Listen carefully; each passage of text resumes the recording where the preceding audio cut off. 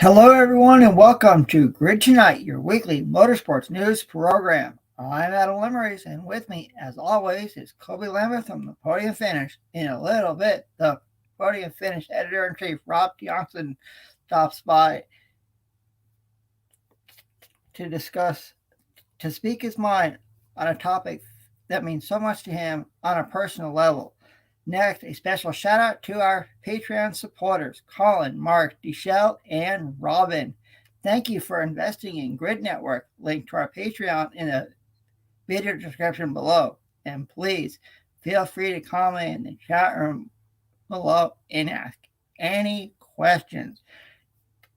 Tonight we'll discuss NASCAR requiring Denny Hamlin to take sensitivity training, IndyCar making changes to Indy 500 qualifying. At White's Grid History Update, Arkham Menard Series driver Daniel Dye arrest on a felony battery charge, and more motorsports news. We'll start off with Denny Hamlin getting himself in trouble with NASCAR. Yeah, Denny Hamlin getting himself in a little bit of trouble on Monday afternoon. NASCAR Cup Series driver Denny Hamlin posted a short video on Twitter that made some people laugh, while others felt disgusted. On the final lap of the Geico 500 at Talladega Superspeedway last Sunday, Kyle Larson tried to pull out to the right and make a move to win the race. Instead, he ended up forcing Kurt Busch into the wall, who bounced off the wall and came down the track into Bubba Wallace, who crashed hard into the trial wall. Both 2311 Racing Toyotas suffered heavy damage that will cost quite a bit of money for repairs, and those two cars were ironically owned by Denny Hamlin. So Denny decided to poke some fun at Kyle Larson for wrecking his cars by using a clip from their TV show Family Guy. And here's the clip that got Hamlin in hot water with NASCAR. He justified posting this because he thought it was funny and considered Larson a good friend. However, the scene from Family Guy reinforces a racial stereotype that Asian women cannot drive. What signal I need to cut across 8 lane? None? I turn now. Good luck, everybody else. In 2019, during a rain delay at Darlington Raceway for the Southern 500, NBC Sports pit road reporter Marty Snyder went into a motorhome where some of the NASCAR Cup Series drivers were sitting back, just chilling.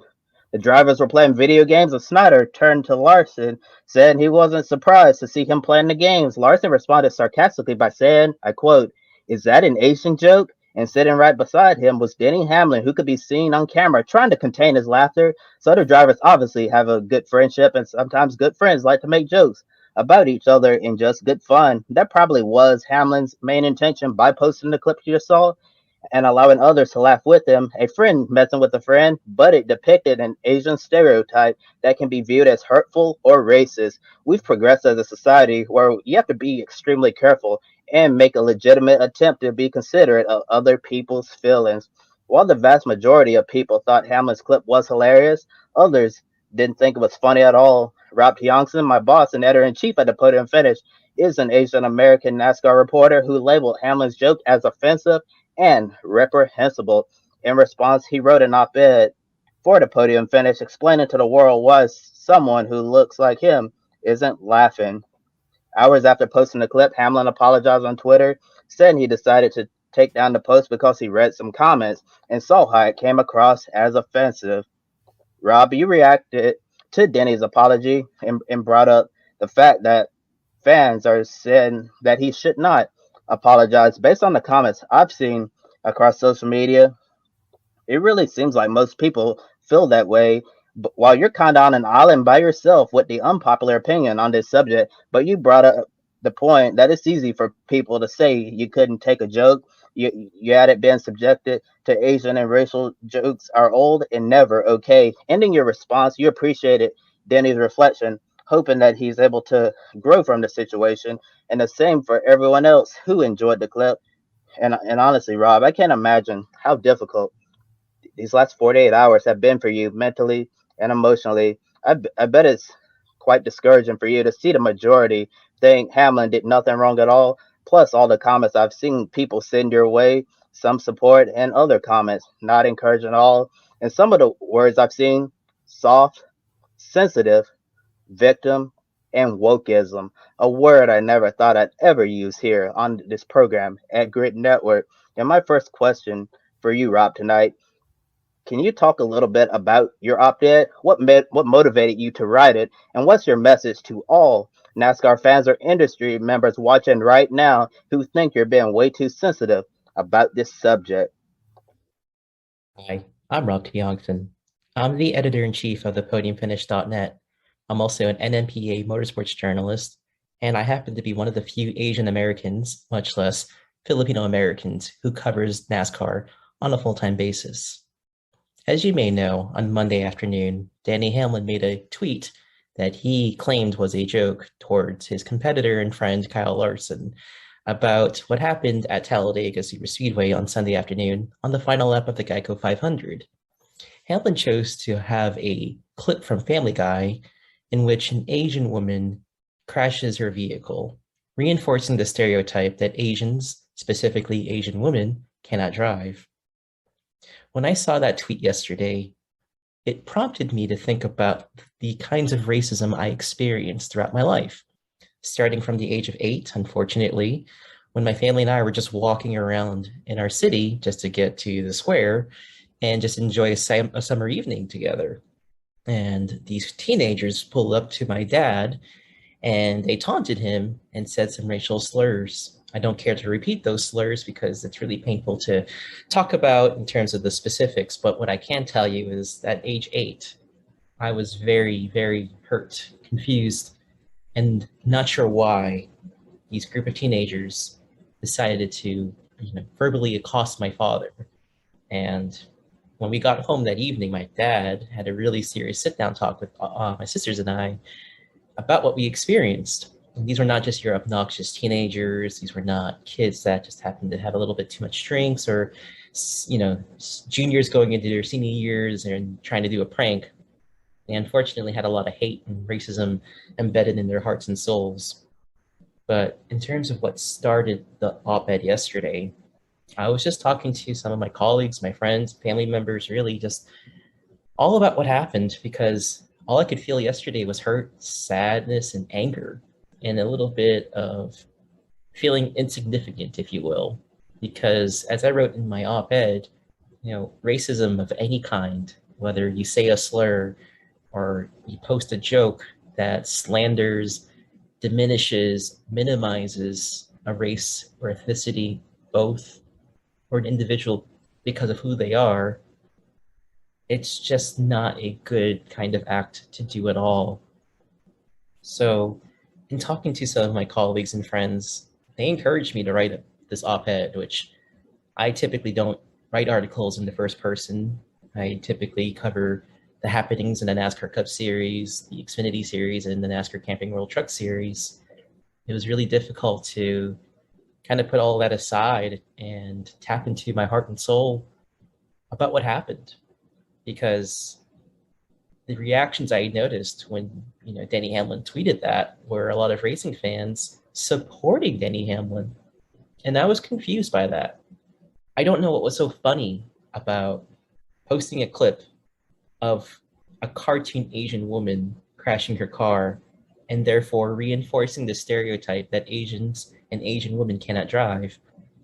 And if Hamlin was a little upset or making a joke at his friend, Kyle Larson, I don't know if I want that kind of friend in my life. I don't know if I'd call that person a friend. And it's not so much to defend Kyle Larson and come to his defense, but much as the African American and Black community rallied together and supported Bubba Wallace with what he went through in 2020, I stood up for the Black and African American communities in 2020, and I certainly will speak up for the Asian American community, a community that doesn't really get a lot of support. And as I read in the op-ed piece, it seems that we're labeled the model minority, that, it's okay. We get a free pass as a society to mock Asians because Asians are smart. They know how to cook good food. The women are very beautiful and very sexy. You can sexualize who they are. The men are either comical, they can't pronounce and say words in English. They're, immigrants who just came from just only one country in Asia, which is China, because nobody knows that there's 50 plus countries in Asia. I was really hurt, upset, and dismayed that Denny Hamlin, a lot of racing fans, decided that it's okay to joke about Asians, that we should lighten up, comply with the racism that's being spewed out there. And if you don't think it's racist, you really should take a long look at the mirror and wonder what constitutes it not being racist. It's easy for non-Asian folks to just say, yep, it's not a joke. I mean, it's just what it is. It's a joke. And for Asian Americans, we are often silenced by people who tell us not to speak up. And if we do speak up, we're told to shut up, lighten up, go back home. When in fact, this is home. For me and many Americans who happen to be Asians, this is our country, as much as it is for whites, the blacks, Hispanics, Latinos, Europeans, whatever you are. This is our country. There is no dominant color. There is no dominant ethnicity, religion, race. That's the beautiful part about America that as a kid, I understood to be a value to me. And it seems that we've lost that. It's not a political statement that I'm trying to make, but more of a realistic statement that we all have to just reconsider.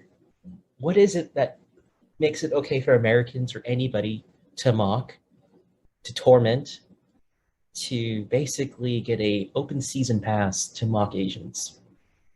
So when people tell me that I'm too sensitive, that I need to lighten up, no, it's you folks who are coming after me and other Asians who have spoken up about this or any issues.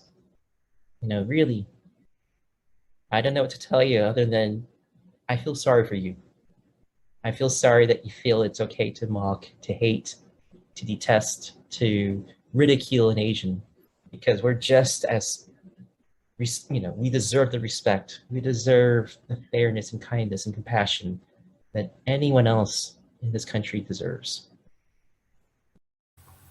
Well said, Rob. You deserve all the compassion and respect that anyone else deserves. I don't think anyone could have said that any better. Before we move on to the next question, have a comment in the chat room right here from Swada Bloxburg Owner saying hello, and thank you for watching our weekly motorsports news program. Great tonight, and all of our viewers out there. We definitely encourage you to chime in with your thoughts below, and also as we also mentioned in the chat, please be civil, respectful, and considerate of Rob's feelings. On another comment from our own Joe Samniego saying, well said, Rob. Yep, definitely such a wonderful, powerful statement he made right there. And on Tuesday afternoon, NASCAR took action by requiring Denny Hamlin to take sensitivity training, which he must start by the end of the current week.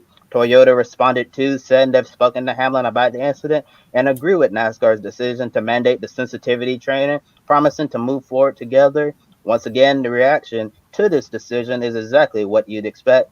Comments from people calling this ridiculous, thinking it's unnecessary to take things this far to require sensitivity training, not being able to take a joke, or others justifying how this wasn't a serious incident simply because it's a clip from Family Guy. Rob, you've tried hard to get others to at least attempt to see where you're coming from, but still, a lot of people aren't really listening to your perspective. If Denny Hamlin is watching right now, what's your message to him? Is sensitivity training enough? Well, if Denny Hamlin is watching my clip here on this show, first of all, I just want to know what makes it okay. Is it okay because Kyle Larson apparently has told you it's okay? If that's the case, maybe he's not, wanting to rock the boat with your friendship. Maybe he doesn't want to upset you because it offends him, and he's just trying to fit in to a sport that has predominantly been a male white sport. And the sad thing about it is, Denny, you're the co-owner of 2311 Racing. You have the only African-American driver in the Cup Series. And, oh, by the way, your co-owner happens to be Michael Jordan. who is an African American Black NBA legend, played for the Chicago Bulls, Washington Wizards, current owner of the Charlotte Hornets. You know, I thought you were somebody who understood what diversity is, inclusion, and it just seems that your tone and your message with diversity is probably not consistent. Maybe, I don't know if, again, like I said in my earlier video, that you feel it's okay to mock Asians. It's just, it's not okay. A joke about a race has never been okay. You know, comedy is supposed to make us laugh, everyone laugh. It's not designed to hurt people, to make people stop and go, oh, wait, that's not good to hear. It doesn't make me feel great. You know, there's just so much division already as it is in our world, our country. Speaking generally, from a general standpoint, you know, we should be judging people by how they are, not who they are. You know, Kyle Larson is the only Asian American driver who's won a Cup Series championship. And it's great that NASCAR has really catalyzed and pushed forward the diversity movement for women and for African Americans, Black individuals out there. But the underserved group, the Asian community, we love racing. I mean, I have friends back in the Philippines who became NASCAR fans because I talked about it with them. We love motorsports. And you drive for an Asian automotive manufacturer, for Christ's sakes, Toyota. And it just, I'm scratching my head literally because, dude, like, what were you thinking? I mean, your apology is a start. And yes, you are going through sensitivity training. I don't think it's enough because you're just going to agree with what they're telling you. But it's not going to stop you from a value or principle or a moral stance you have towards Asians just because you're trying to make sure that the people that fund your team, the people that pay you to drive these cars, are you just trying to agree about what you said as being incorrect because you don't want to lose your job? Or because you realize, man, you know, that was not cool of me to say? As one of my followers said to me, and I totally agree with her, apologize for what you said, not how people reacted to it. Because what you ended up doing when you defended the tweet was stoke the flames for a lot of racist race fans to be like, yeah, you're right, Denny. You're so funny. You know, grade A crap posting at its best. You know, you had all the fans in Reddit, Twitter, Facebook, all supporting you for something that's just despicable to say. Would you like it if I made a comment about white people? You know, and even if I did, you know, it's not going to come across as hurtful as it would to an Asian American. You know, again, there is no dominant color or race, creed. There's nothing dominant about America except for the differences in who we are, not just principles. I mean, there's so many different cultures that are here. So let's celebrate that versus putting people down. Like, if Kyle Larson's told you in the past that he's okay with the jokes, he's not. I know that because I had friends growing up who would make fun of my being an Asian, making fun of being a Filipino. You know, my last name's Tiongson, and it's not your common American last name. And of course, I would get tormented about it. I would get tormented about how my hair looked, how my skin color was, you know, the fact that I, you know, grew up a little bit differently than most American kids who, you know, they could party or, you know, do this and that. And I was more like, all right, after school, I'm going to clean up my house. I'm going to do my homework, all that. And it really hurt growing up when people mocked who I was because of who I am, instead of judging me by my character. So Denny, it's a start, but man, it's going to be a long time before I feel like I can hold you in the same level of respect and regard, just because it's just, I expected more from you. I really did. And you really let me down. And all you race fans too, who think it's okay to talk and go about your business like how Denny did, and you think it's funny. I'm just sorry, man. It's just not cool. And Mike Joy too. All of you folks, you all know better. You should know better. And we have a long, long ways to go.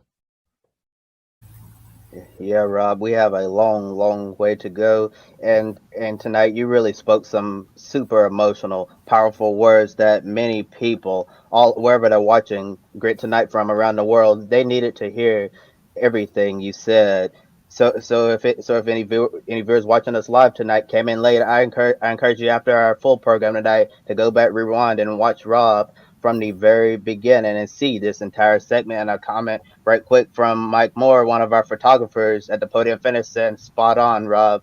Yes, yes, Mike, certainly amazing words from Rob. And Rob, we definitely want to thank you for coming on Grit Tonight to share your story with us. We understand this story in particular has really affected you personally as a minority in the motorsports industry. We understand that after speaking from your heart, a lot of people who watch tonight still won't be persuaded into understanding where you're coming from, but we're glad you decided to speak with us, and we wish you well moving forward. And be sure to visit the Podium Fitness website to read Rob's op-ed and encourage you to listen to what he said instead of immediately dismissing anything he says. Link to his piece in the video description below.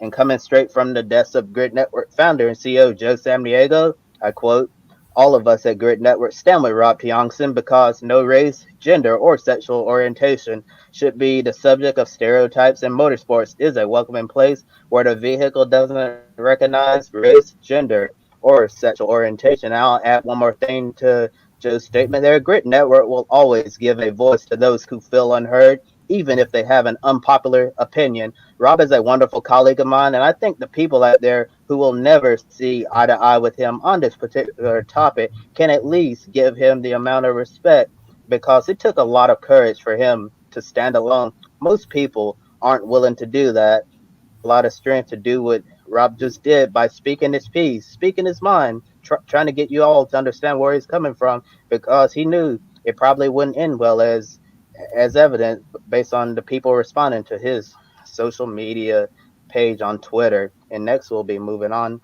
to the rest of our program. And I want to add that my parents always taught me it didn't matter the color of your skin or your background, it's how you treated people in general. And and I want to thank Rob as well. Brought it brought good things to my heart. It brought good joys to me. So, Rob, you got not only do you have a supporter in Kobe, you also have a supporter in myself. So I'm on your side, always will be to the very end. And next, moving on to some news from SRX. SRX announced the return of play-by-play great Alan Bestwick, reporter Matt Yoakum, and host Lindsay Zarniak to this year's SRX broadcasting team. For the second consecutive year, all 6 Saturday night SRX races will air in primetime on the CBS television network and streaming on Paramount Plus. Willie T. Ribbs, who is a great African-American race car driver who raced in last year's SRX championship, trades in his driver's seat for a role as a roaming analyst for 5 races and as a driver analyst at Stafford Motor Speedway in Connecticut.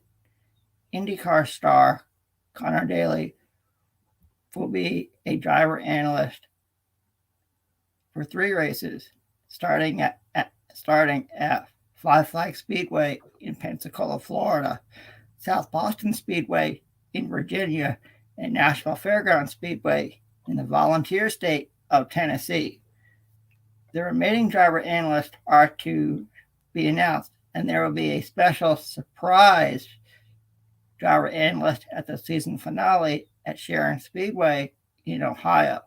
And let us know in the chat room, who do you think will be the surprise driver analyst for the season finale? And I'll ask that question to my colleague, Kobe Lambeth. Kobe, who do you think will be the surprise guest analyst at Sharon Speedway in Ohio? Oh well, Adam. To be honest with you, I have no earthly idea at all. But if I had to guess, it would be the guest analyst Fox Sports just had at Talladega. Probably Dale Earnhardt Jr. If I had to make an educated guess there, but who knows who they're gonna get? Might be somebody in IndyCar, might be somebody in Formula One, which would be really cool. But SRX is gonna keep us guessing for a while, and once the news is announced, we'll report it right here on Grid Network. And speaking of IndyCar, the NTT IndyCar Series changed up the qualifying format for the 106th running of the Indianapolis 500 on Saturday, May 21st. All cars will qualify with positions 13th through 30th or 13th through 33rd set at the end of the day. Sunday, May 22nd, in the event we have more than 33 cars, we'll see the last row shootout qualifying. Otherwise, the session won't take place. However, the fastest 12 cars on Saturday will advance to the top 12 qualifying session on Sunday. After that, the top 6 will go to the Firestone Fast 6 to go for pole position, replacing the Firestone Fast 9. The pole winner is going to receive $100,000 and 12 championship points. Second fastest gets 11 points, all the way down to 12th fastest, only receiving a single point. And the graphic you see on the screen, courtesy of IndyCar. Adam, what are your thoughts on the changes to the qualifying format for the Indianapolis 500? Well, I can say you're gonna need. I like it. It gives more emphasis on qualifying now, because you want to be in that Firestone Fast 6, because, like you mentioned, Kobe, top prize of $100,000 and 12 championship points, and those 12 championship points could go a long way to determine this year's NTT IndyCar Series champion. It's going to be incredible to watch, and from what we've seen a while back with testing, there are some good quality names up there. So if you don't already watch, I would recommend watching this year's qualifying session for the Indy 500. I think it's going to be a doozy. Yeah, qualifying will certainly almost be a doozy, but the only thing that's disappointing to a lot of people is the fact that we're probably not going to see any bumping this year at the Indianapolis 500. Right now, 32 cars are confirmed. IndyCar's working really hard to get entry number 33. That's expected to happen. More than 33 cars, probably not in the cars for this year, so maybe bump day will happen in 2023. I think the real interesting thing about qualifying this year is that the top 12 are going to advance to the final round in order to go into the Firestone Fast 6. And typically, we see in the past, when we had the Firestone Fast 9, the drivers in 10th, 11th, and 12th, they were like so close, maybe just one minor adjustment to the car, and they could potentially get into the Fast 9. And I think this is a great opportunity for some of those drivers that's like a couple of adjustments away from potentially getting their car in contention for a really good starting spot for the Indy 500. To make that adjustment, go out there, set a decent 4-lap average, and just see what that lap will give you. And next, we're going to be moving on to some more serious news. Yesterday afternoon, ARCA Menard Series driver Daniel Dye was arrested in Florida and charged with felony battery. The 18-year-old was taken into custody by the Daytona Beach Police Department and held in Volusia County Jail until he was released later the same day after his bond was set at $2,500. Motorsports media outlet Kicking the Tires obtained the official police report. Link to their article posted in the video description below, where you can check out the police report for yourself. In the report, the incident occurred at Father Lopez Catholic High School. It states that Dye allegedly came up to the victim at school, started dancing and grinding in the victim's face, with Dye's groin by the victim's head and face. Then the victim tried to push Dye away, but he wasn't successful in stopping the incident. After that, the victim claims that Dye continued the act for another minute, stopped, and the victim thought the incident would end right there. Suddenly, he alleges that Dye came up from behind and punched the victim in the groin area, where the victim says he fell to the ground in pain. After being well enough to drive home, the victim claims the victim went home, got his father, and headed to the hospital where he stated he was diagnosed with a possible ruptured testicle and referred to a urologist. A couple of hours before going on the air tonight, the ARCA Menard series suspended Daniel Dye indefinitely from ARCA competition for violating their behavioral policy.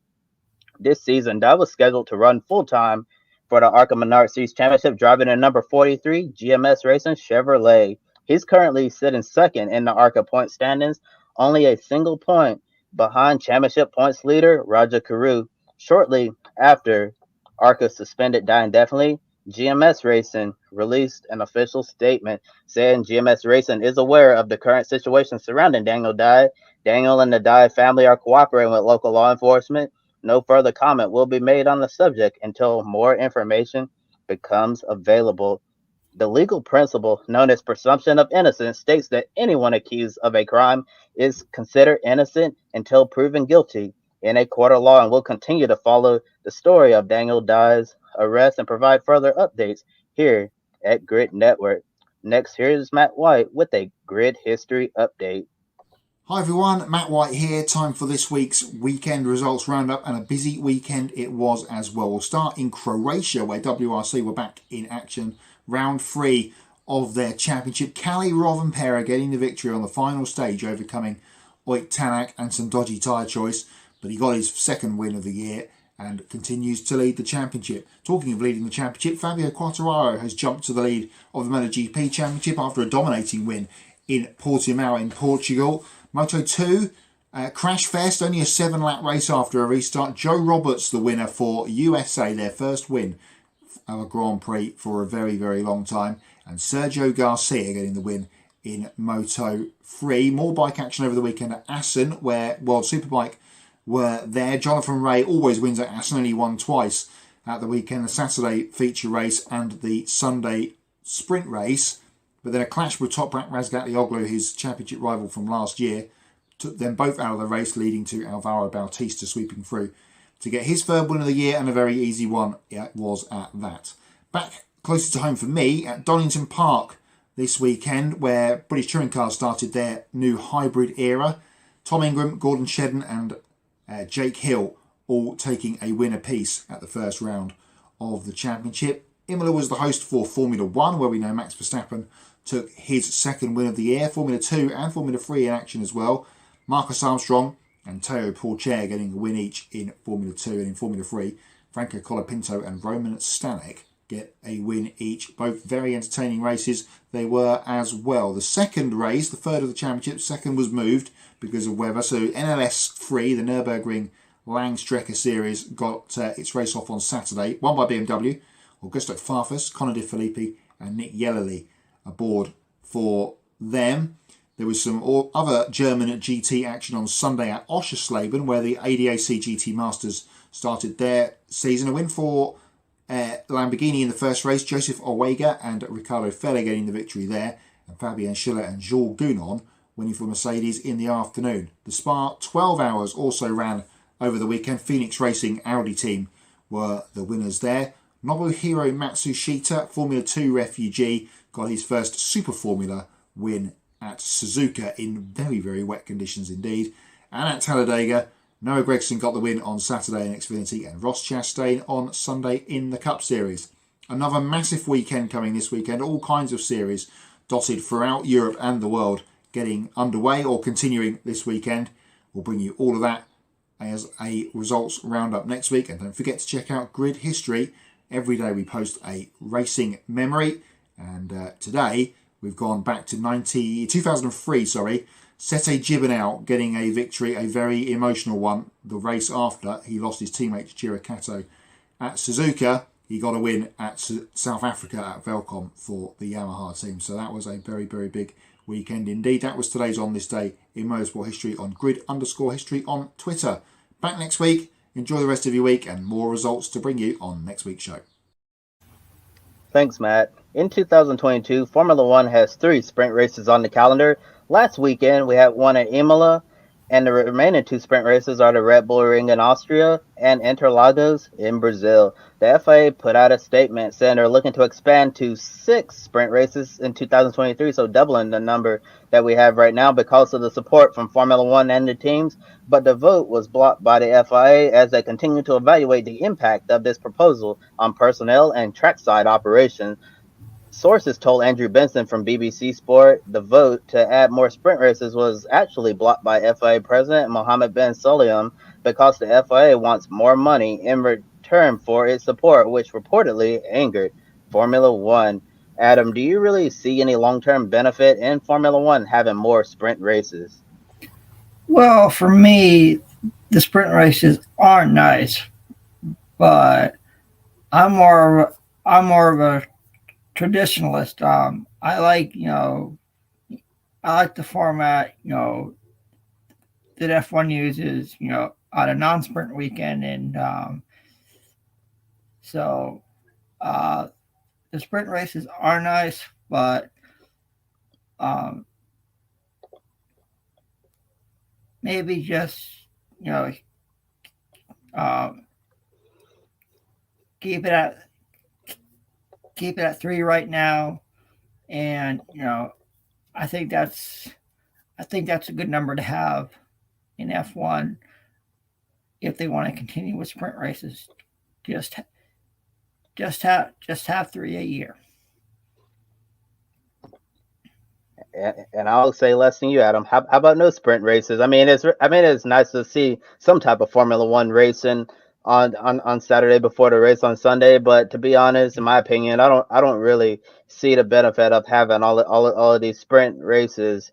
As I said, it's nice to try new things and see what works, see what doesn't. But I do think that the sprint and the feature race format works extremely well in Formula 3 and Formula Two, and that's exactly where I think it should stay. And we're lucky this year we only have 3 sprint races instead of 6. It's going to be interesting to see if the FIA Formula One are ever going to get this vote passed later on. But I really think Formula One just be better off just having the race on Sunday, having qualifying on Saturday with the knockout rounds, and that just be it instead of having a sprint race set the lineup. Yeah, Kobe, I agree. Like I said, I'm a traditionalist, and the way I was raised, watching F1 is, uh, you had pra- you had practice Friday, qualifying Saturday, and the races on Sunday. Hopefully, we'll see that. Uh, I know we'll see that. Long term, but the F1 sprint races, like you said, leave them F2, leave them in F2, in Formula 2, in Formula 3, and just have the regular F1 weekend, like we all know as motorsports viewers. And now switching to some news from the NASCAR Xfinity Series, Junior Motorsports will enter the number 88 Chevrolet in additional NASCAR Xfinity races for Hendrick Motorsports Cup drivers.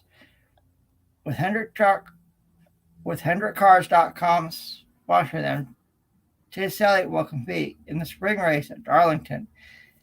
Then we'll see William Byron at the Texas Xfinity race during All-Star Weekend. And then to make a return to the seat at the Magic Mile in Loudon, New Hampshire. Meanwhile, Kyle Larson, 2 races, will be at the historic Watkins Glen International Road Course and the Fall Darlington race during the Southern 500 Labor Day weekend. Well, nothing was announced for the 4th Hendrick driver, Alex Bowman. He tweeted that he'll get his turn. So I guess we'll just have to wait and see. So stay tuned. And with that being said, it's now time for Pick a Winner. And we take a look at the standings after Kobe retakes the lead after scoring 2 points this past weekend. I am in second. Alex Fleener from Twitter is third. Our colleague Ben Schneider is fourth. And rounding out the top 5 is Matt S. So use the hashtag pick a winner on social media to see your name here on our leaderboard. And this weekend, the Repco Supercross Championship is back in action at historic Wanneroo Raceway in Perth, Western Australia. Their first race is going to be under the lights, so it'll be prime time in Australia. And for us here in the United States, it'll be an early morning start. So get your breakfast and get your coffee and watch the action from Australia. With that all being said, all right, Kobe, who wins race 1 at historic Wanneroo Raceway in Perth, Western Australia? I have to say, Adam, I really enjoy all of these super nights we see in the Repco Supercars Championship. When the race come on, well, the first race, that might be a little too early for me, but I think the second and third race of the weekend, yep, that's right up my alley since I'm a night owl, but I'm definitely not a morning person at all. With that said, I'm probably just going to go with the safe pick here, which is probably my pick for about 95% of all my Supercars picks in our Pick a Winner Championship. So I'm going to go with SVG. Shane Van Gisbergen going to start the weekend off right with the win in Perth, Australia. And I'm going to agree with you, Kobe. I'm going to say Shane Van Gisbergen gets it done in race 1 at Perth, Western Australia, and there's 2 more races scheduled later that weekend. So it would happen on late Saturday night, early Sunday morning for us here in the United States. So be sure to watch the action from the land down under. That being said, I'll send it over to my colleague, Kobe Lambeth, as he wraps up another edition of Grid Tonight on this Wednesday. Yep, another edition of Grid Tonight in the books. Please be sure to like and subscribe to Grid Network here on YouTube. You can follow us on Twitter, Facebook, Instagram, and TikTok. We encourage you to take 5 minutes after our show tonight and consider joining our Patreon. Invest in Grid Network to keep us on the air well into the future. Do you want to buy me a coffee? Click the link in the video description below and you can buy a drink for your favorite on-air talent here at Grid Network. And you can also buy a coffee for the podium finish editor-in-chief, Rob Tiongson. As you can see, he was really going through a lot, so I'm sure Rob would really appreciate it if you decided to buy him a coffee. And we also want to give a big thank you to Edward Hunter from formerly E-Zone, Amber, and Zachary for buying us a coffee. We greatly appreciate it because any amount will help us continue growing our motorsports media outlet. Visit Public.com, also known as the stock market social media home. The link below and referral code will give you $5 to invest. Public.com allows you to connect with your friends. You can make new friends and use tools to learn how to properly invest in the stock market. Looking at our schedule for this week, Thursday, check out a new episode of Women in Motorsports. Saturday, back on the air for Grit Live pre-race at noon Eastern. And then on Sunday, Grit Live wrap-up 90 minutes after the NASCAR Cup Series race at Dover Motor Speedway. For Adam Lemerise, I'm Kobe Lambert from the Podium Finish. Thank you for watching, and we'll see you next time. Don't be an anonymous investor. Join the stock market social media platform, Public.com. Invest any amount of money and share with friends and new friends. Discover new opportunities, such as new companies and potential business partners, and useful tools for beginners, and share your experience with friends on Public.com. Link in the video description gets you $5 for being a Grid Network viewer. Use the referral code GRIDnet for your free $5 to invest. Start investing and networking on Public.com.